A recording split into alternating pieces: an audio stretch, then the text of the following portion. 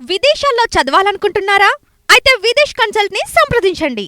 అందరికీ నమస్కారం. నేను మీ సునీత. మళ్ళీ ఒకసారి రిపీట్ అయిందనమాట. ఏంటి అని అంటే రాజ్ తరుణ్ లావణ్యల స్టోరీకి సంబంధించి రకరకాల విషయాలు ఎప్పుడు బయటకు వస్తున్నాయి. వెలుగులోకి వచ్చినప్పుడల్లా పెద్ద కాంట్రవర్సీ అవుతుంది. దాని గురించి చాలా మంది మాట్లాడడం, డిబేట్ చేయడం ఇలాంటివి జరుగుతూ ఉన్నాయి. సడన్ గా ఈ రోజు మళ్ళీ మధ్యాహ్నం నుంచి ఒక న్యూస్ అయితే వైరల్ అవుతుంది. ఏమని అని అంటే రాజ్ తరుణ్ కష్టపడి సంపాదించుకొని కట్టుకున్న ఇంట్లోకి వాళ్ళ అమ్మ నాన్నని లావణ్య రానివ్వట్లేదు అని చెప్పేసి అంటా ఉన్నారు. అండ్ గతంలో కూడా మనం చూసుకున్నట్లయితే ఆ హౌస్ కోసం లావణ్య చాలా గొడవ పడింది, చాలా చేసింది, కేసులు పెట్టడం జరిగింది. బట్ ఏంటి అని అంటే రాజ్ తరుణ్ కి ఎప్పుడు కూడా ఇష్టం లేదు. 3 years తనతో ఉన్న విషయం నిజమే, కానీ ఎప్పుడు కూడా ఆ తర్వాత నుంచి అయితే తను కంటిన్యూ చేయాలనుకోవట్లేదు. అందులోనూ లావణ్య పైన చాలా ఎలిగేషన్స్ ఉన్నాయి. తను డ్రగ్స్ సప్లై చేస్తుంది, ప్రాస్టిట్యూషన్ చేస్తుంది అని చెప్పేసి ఇంకా చాలా ఉన్నాయండి. తను కూడా డ్రగ్స్ తీసుకుంటుంది అని చెప్పేసి కూడా ఉన్నాయి. అలాగే ముంబై ఢిల్లీ అనుకుంటా, ఢిల్లీ హైదరాబాద్ కూడా ఎయిర్పోర్ట్ లో తన పట్టినప్పుడు కూడా తన బ్యాగ్ లో కూడా డ్రగ్స్ అవన్నీ కూడా ఉండడం జరిగింది. సో ఇవన్నీ కూడా కామన్ గా జరిగేవే. బట్ ఈ రోజు ముఖ్యంగా ఏం జరిగింది ఏంటి అనేది డీటెయిల్ గా అయితే తెలుసుకుందాం పవన్. సో ఏం జరిగింది ఈ రోజు? జింట ఫస్ట్ లావణ్య ఎప్పటి నుంచో ఆ ఇంట్లో ఉంటుందని అయితే క్లియర్ గా తెలుస్తుంది. ఓకే. సో రాజ్ తరుణ్ వారి పేరెంట్స్ రాజేశ్వరి అండ్ బసవరాజ్ ఎవరైతే ఉన్నారో వాళ్ళు ఇప్పటి వరకు రెంటెడ్ హౌస్ లో ఉన్నారు. మూసాపేట దగ్గర ఎక్కడో రెంటెడ్ హౌస్ లో ఉంటున్నారు అని చెప్తున్నారు. సో వీళ్ళు ఏమైంది, వాళ్ళకి హెల్త్ కొంచెం బాగాలేదు కదా, సో ఓన్ హౌస్ కి షిఫ్ట్ అవుదాం అన్న థాట్ లో వెళ్దాం అని చెప్పేసి అనుకున్నారు. సో ఇక్కడ ఏమైంది, ఫస్ట్ ఆమె ఆల్రెడీ అక్కడ ఉంటుంది. సో మరి ఆమె ఉంటున్న తర్వాత కూడా వీళ్ళు ఎందుకు వెళ్దాం అనుకున్నారు అని గొడవలు పెట్టడానికి ట్రై చేశారు అని చెప్పేసి లావణ్య చెప్తుంది, లావణ్య వర్షన్. బట్ ఇక్కడ వీళ్ళ వర్షన్ ఏంటంటే మేము ఆల్రెడీ అక్కడ ఉంటుందని తెలుసు, బట్ అది పెద్ద హౌస్ కదా, సో చాలా గదులు ఉన్నాయి, మేము ఏదో గదిలో అడ్జస్ట్ అవుదాము అని చెప్పేసి ఆ థాట్ లో వీళ్ళు వెళ్దామని అనుకున్నారు. ఎవరు వీళ్ళకి కేర్ టేకర్లు ఉంటారు కదా. ఎన్ని డేస్ నుంచి వీళ్ళకి తెలియలేదా అది మా ఇల్లు అని? రాజ్ తరుణ్ కి గానీ రాజ్ తరుణ్ తల్లిదండ్రులకు గానీ ఎందుకు ఇచ్చారు లావణ్య అనేది కూడా ప్రత్యేకమైన క్వశ్చన్. సో ఇప్పుడు లావణ్యని ఎవరు బయటికి వెళ్ళమని చెప్పట్లేదు కదా, కలిసి ఉందాం అంటున్నారు. వీళ్ళ ప్రాసెస్ వీళ్ళు ఏమనుకున్నారు, ఏం ఆలోచిస్తున్నారు అంటే అదే. ఇప్పుడు వీళ్ళు ఎందుకు ఇన్ని రోజులు బయట ఉన్నారంటే అది వాళ్ళకే తెలియాలి. సో ఏమైంది, ఇప్పుడైతే డిసైడ్ అయ్యారు. మరి మెడికల్ చెకప్ కోసం దగ్గర ఉన్నారా లేదా ఏమైనా ఇష్యూస్ కోసమా అనేది మనకు తెలియదు. ఇప్పుడైతే డిసైడ్ అయ్యారు వాళ్ళ ఇంటికి వెళ్దామని. సో వాళ్ళు కష్టపడి కట్టుకుని ఇల్లు అని చెప్పేసి వాళ్ళ ఫాదర్ కూడా చెప్తున్నారు, మేం కష్టపడి కట్టుకున్నాము, మా రెక్కల కష్టం అది, మేము డెఫినెట్లీ మా తప్పేంటి అందులో ఉంటే అని చెప్పేసి వాళ్ళ ఫాదర్ అంటున్నారు. ఇక్కడ అక్కడ వెళ్ళేటప్పుడు కేర్ టేకర్లు ఉంటారు కదా, వాళ్ళని తీసుకొని వెళ్ళారు. వెళ్ళినప్పుడు అక్కడ ఒక చిన్న ఇష్యూ అయితే జరిగింది. గతంలో వీళ్ళకి చాలా గొడవలు ఉన్నాయి, ఎప్పటి నుంచో ఒక మీడియా మొత్తం ఒక అంటే ఇదే టాపిక్ అన్నట్లు క్లియర్ గా చూపించింది. చాలా కాంట్రవర్సీకి గురయ్యారు. మొత్తం ఇష్యూ అయిన తర్వాత లావణ్య కూడా రీసెంట్ గా రాజ్ తరుణ్ సారీ చెప్పినట్లు కూడా మనం క్లియర్ గా చూసాం. రాజ్ తరుణ్ మంచోడు. ఇప్పటికీ తను ఏమంటుంది, నా రాజ్ తరుణ్ నా అత్త మామ, బట్ వాళ్ళు వచ్చి గొడవ చేశారు, పొలకుండీలు గొడవ కొట్టారు, నా మీద దాడి చేశారు, ఇవంతా మీడియాకు చూపించారు. గతంలో మనం చూసుకున్నట్లయితే లావణ్య చాలా విషయాలు కూడా అబద్ధాలు చెప్పడం జరిగింది. మరి ఇప్పుడు ఆమె నిజమే చెప్తుందని ప్రూఫ్ ఏంటి, ఎలా నమ్మాలి ఏంటి? ఎందుకంటే వాళ్ళిద్దరిని చూసుకున్నట్లయితే చాలా ఓల్డ్ ఏజ్ వాళ్ళు, పాపం అంతగా యాక్టివ్ గా ఉండి పూల కుండీలు పలగొట్టి కెమెరాలు ధ్వంసం చేసే అంత రేంజ్ లో అంత యాక్టివ్ గా అయితే వాళ్ళు కనిపించలేదు. మరి అండ్ గతంలో కూడా మనం చూసుకున్నట్లయితే లావణ్య చాలా విషయాలు అబద్ధం చెప్పింది, వెలుగులోకి వచ్చాయి. తర్వాత తనే బ్యాడ్ అని చెప్పి మీడియా ప్రూఫ్ చేసింది, రాంగ్ అని ప్రూఫ్ చేసింది. అండ్ అందులో ముఖ్యంగా ఈ ఇష్యూ వచ్చిందంటే మనకి ముందుగా గుర్తొచ్చి శేఖర్ భాష చాలా స్ట్రాంగ్ గా కొట్లాడతారు, చాలా స్ట్రాంగ్ గా సపోర్ట్ చేస్తూ ఉంటారు ఎప్పుడు కూడా. అండ్ న్యాయం వైపే ఉన్నారు ఆయన కూడా, సో తప్పులేదు. కానీ మీరు అన్నది ఏంటి అని అంటే వాళ్ళిద్దరు అలా చేశారని చెప్పి లావణ్య చెప్తుంది అంటే ఎలా నమ్మాలి, ప్రూఫ్ ఏంటి? ఇప్పుడు అదే అంటున్నాను. ఇప్పుడు లావణ్య ఫస్ట్ నుంచి అబద్ధాలే చెప్పుకుంటూ వచ్చింది. అవును. ఇప్పుడు ఇంకో ఇష్యూ ఏంటంటే కొత్త ఇష్యూ, లావణ్య ఇప్పుడు ఉంటున్న అపార్ట్మెంట్ లో ప్రాస్టిట్యూషన్ జరుగుతుంది, ఆమె నడిపిస్తుంది అండ్ డ్రగ్స్ సప్లై చేస్తుంది, ఖాళీ చేపిద్దామంటే అవ్వట్లేదు ఎందుకంటే అది ఓన్ అంటారు. సో అని చెప్పేసి ఇట్లాంటి ఇష్యూస్ కూడా నడుస్తున్నాయి. అంటే ఎవరికి క్లారిటీ లేదు, ఇప్పుడు ప్రూవ్ చేయమంటే మనం చేయలేం కదా.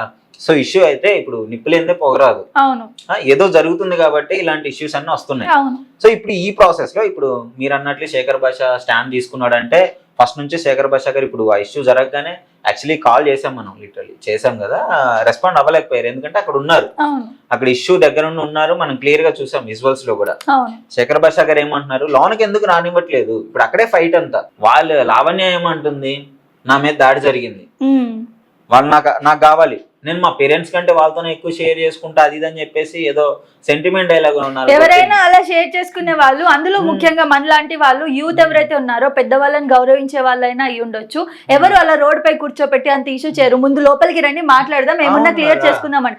అన్ని ఇలా డబల్ రెండు మూతుల పాము లాంటి యాక్టింగ్ లని చేయడం మానేయాలి లావణ్య ఇప్పటికైనా. సో అంటే ఎవరు నమ్మే పరిస్థితిలో కూడా లేరు. ఇప్పుడు లావణ్య గారు చెప్పిన మాటలు బయట ఎవరు నమ్మే పరిస్థితిలో లేరు. అవును, ఆమె ఏమంటది, స్టేషన్ కి వెళ్ళి నన్ను కన్సల్ట్ అయ్యి సెషన్స్ లో మొత్తం వచ్చితేనే గానీ మీరు లోనకి రానివ్వను, వాళ్ళ ఇంటికి వాళ్ళు వెళ్ళడానికి పర్మిషన్ ఎందుకు కోర్టులో కేసు అంటుంది. అసలు ఆమె ఏం మాట్లాడుతుందో అర్థం కావట్లేదు.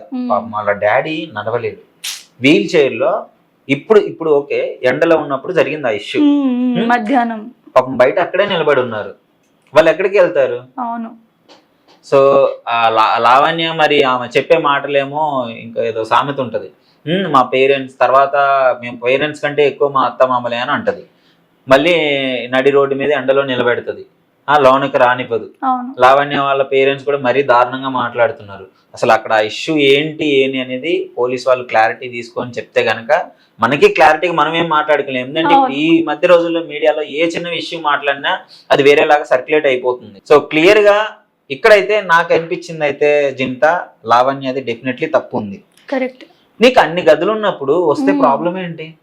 ఏదో కబ్జా చేసేసుకుంది మొగుడిది ఇల్లుగా, కబ్జా మొగుడిది కూడా చేసుకోరు. ఫస్ట్ హక్కు అమ్మ నాన్నకే ఉంటది. మొగుడైనా సరే, హస్బెండ్ అయినా కూడా ఫస్ట్ హక్కు అమ్మ నాన్నకే ఉంటది. అండ్ అతన్ని చెప్పి ఉంచుకుంటే గాన వైఫ్ ఎక్కడ కూడా ఇంత పెద్దతనం అయితే ఉండదు. బట్ తను చేస్తుంది అయితే చాలా తప్పు. ముందుగా వాళ్ళ ఏజ్ కైనా రెస్పెక్ట్ ఇవ్వాలి. తర్వాత పర్సనల్ విషయాలు ఏమున్నా మీరు వెళ్ళండి, సాల్వ్ చేసుకోండి, లేదా పోలీస్ స్టేషన్లో పోయి కూర్చోండి, అది వేరు. కానీ ఎండలో మీ అమ్మ నాన్న ఏజ్లో ఉన్న వాళ్ళని కూర్చోబెట్టి ఆర్గ్యుమెంట్ చేసి మీడియా ముందు అంత రచ్చ చాలా సిల్లీగా ఉంది. ఎందుకు ఈ మధ్య అందరు మీడియాలోకి ఎక్కుతున్నారు నాకు అర్థం కావట్లేదు. అసలు నీకు లోనకి రానివ్వడం ఇష్టం లేదు, వాళ్ళందరినీ వదిలేసి అట్లీస్ట్ వాళ్ళిద్దరినన్నా లోన పిలిచి కూర్చోబెట్టి మాట్లాడాలి కదా. నీకు అంతగా ప్రూవ్ చేయాలి అనుకుంటే ఆ పాడైన విజువల్స్ అన్ని క్లియర్ గా చూపించి పోలీస్ స్టేషన్ లో కేసు పెట్టు. ఇంకోటి ఏమన్నారంటే ఇంటి ముందు గేట్ ముందు ఇలా నించుంది, మనం విజువల్స్ లో చూసాం ఒక వీడియోలో, లోపలికి రానివ్వట్లేదు. అయితే లోపల డ్రగ్స్ ఇలాంటివి ఏమైనా ఉన్నాయేమో అని చెప్పి అంటున్నారు. ఇప్పుడు అదే కంక్లూజన్ రావట్లేదు. ఇప్పుడు లోపల ఆమె ఏదో దాచిపెట్టింది, లోపల ఏదో జరుగుతున్నాయి. ఇప్పుడు ఓయిలన్ లోనికి రానిస్తే క్లియర్ గా ఆధారాలని బయటపడితే మళ్ళీ ఏమో జైలుకి వెళ్లాల్సి వస్తుంది అని చెప్పేసి ఇట్లాంటివన్నీ జరుగుతున్నాయి. ఆల్రెడీ మామూలు ఇష్యూస్ కాలేదు గతంలో. అంటే మీడియా లైవ్ లోనే శేఖర్ భాషా గారిని చెప్పులతో ఇసిరేయడము, ఇట్లాంటివన్నీ ఇష్యూస్ జరిగాయి. సో ఇన్ని జరిగిన తర్వాత కూడా భాషా గారు లిటరలీ ఆయనకి చాలా మంచి సపోర్ట్ ఇస్తున్నారు రాజ్ తరుణ్ కి. ఈ ఇష్యూ జరిగిన తర్వాత కూడా అయినా ఏమై నా డౌట్ ఏంటంటే, ఇంత జరిగింది ఇప్పటికైనా తెలుసుకోవాలి కదా అట్లీస్ట్. అంటే మళ్ళీ మీడియా ముందు తీసుకొచ్చి చెత్తంతా చూపించుకొని ఎవరిని అవసరమా? ఫ్యామిలీ ఇష్యూ అబ్బాయి, లిటరలీ అసలు ఫ్యామిలీ, మీడియాకి సంబంధం లేదు, సమాజానికి సంబంధం లేదు. పర్సనల్ గా మాట్లాడుకుని చేసుకుంటే అయిపోతుంది. కానీ మీడియాని పిలిచి ఇంత రచ్చ చేసి మళ్ళీ ఒక ఫోకస్డ్ గా అవుతున్నారు సోషల్ మీడియాలో. ఈ లావణ్య కూడా ఉన్న కొద్ది ఎట్లయితుందంటే, ఏదన్నా ట్రెండింగ్ ఇష్యూ నడిచిందంటే లేదు దాని మీద మాట్లాడే, లేకపోతే మనమే ట్రెండ్ అవ్వాలి, ఏదో ఒకటి క్రియేట్ చేయాలి. మీడియా వాళ్ళు మర్చిపోయారు నన్ను, మళ్ళీ నేను మీడియాలోకి రావాలి, నా ఫేస్లన్నీ నా కెమెరాలన్నీ నా ముందే ఉండాలనే విధంగా బిహేవ్ చేస్తుంది. అవును. సో ఈ టాపిక్ గురించి ఇంతకన్నా మాట్లాడితే కూడా మనం అంత సెట్ అవ్వదేమో అనుకున్నాను. ఎందుకంటే మనకి కూడా క్లారిటీగా తెలీదు అక్కడ ఏం జరిగింది అన్నది. సో రేపు మేము దీనికి సంబంధించి ప్రాపర్ వీడియో ఒకటి మీకు అందిస్తాము. దాంట్లో శేఖర్ భాష గారిని తీసుకోవడమో లేదా స్టూడియోకి పిలిచి మాట్లాడడమో చేస్తాము. ఏం జరిగింది ఏంటి అన్నది రేపైతే చెప్తాము. అండ్ ఇంకోటి ఏంటంటే, మా శశి టీవీ టీం ఎప్పుడైనా కూడా ఎవరి వైపు న్యాయం ఉందో వాళ్ళ వైపు అయితే ఖచ్చితంగా స్టాండ్ తీసుకుంటుంది, అది ఎవరైనా సరే. సో ఇది మాత్రం ఖచ్చితంగా మా సపోర్ట్ అయితే ఉంటుంది. సో నువ్వు ఇంకేమైనా చెప్తావా? డెఫినెట్లీ ఇష్యూ జరుగుతుంది, మీరు సోషల్ మీడియాలో సర్క్యులేట్ చూస్తున్నారు కదా, మీ అభిప్రాయం ఏంటి డెఫినెట్లీ కామెంట్ రూపంలో తెలియజేయండి. అప్పటి వరకు చూస్తూనే ఉండండి శశి టీవీ. Thank you.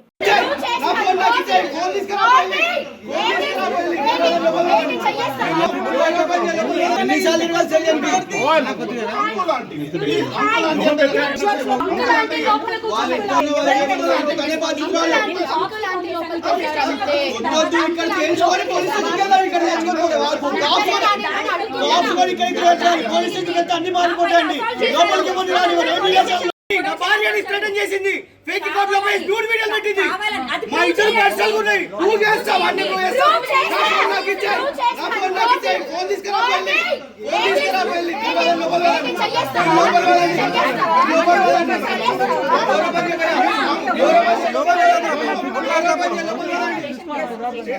స్టేషన్కి ఎందుకు వెళ్ళాలి? నా ఫోన్ చేస్తుంటే నేను స్టేషన్కి వెళ్ళాలి.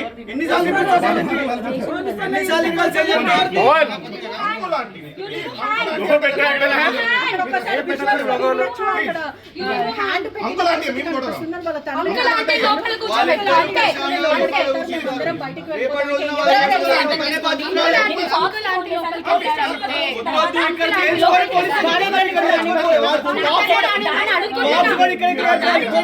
అన్ని మారిపోతాయండి. లోపలికి ఎవరిని రానివ్వరు. ఏమి చేస్తాం? లోపలికి రాదు. బయట లోపలికి చూడండి. ఇది వాళ్ళకి సంవత్సరాలు ఉంటే బాగుంటుందా?